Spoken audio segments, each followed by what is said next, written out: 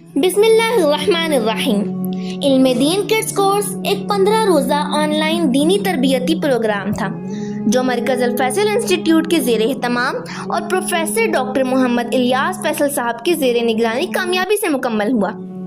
اس course کی معلمہ محترمہ بنت محمد خورشید صاحبہ تھیں، جنہوں نے نہایت محبت اور شفقت سے دین کی بنیادی عقائد بچوں تک پہنچائے۔ اس مبارک کورس میں الحمدللہ تقریباً 300 سے زائد بچوں نے شرکت کی۔ اکثریت پاکستان سے تھے، جبکہ بعض بچے قطر، کینیڈا اور ملائیشیا سے بھی شامل ہوئے۔ یہ دینی ذوق اور عالمی شمولیت اس کورس کی کامیابی کا منہ بولتا ثبوت ہے۔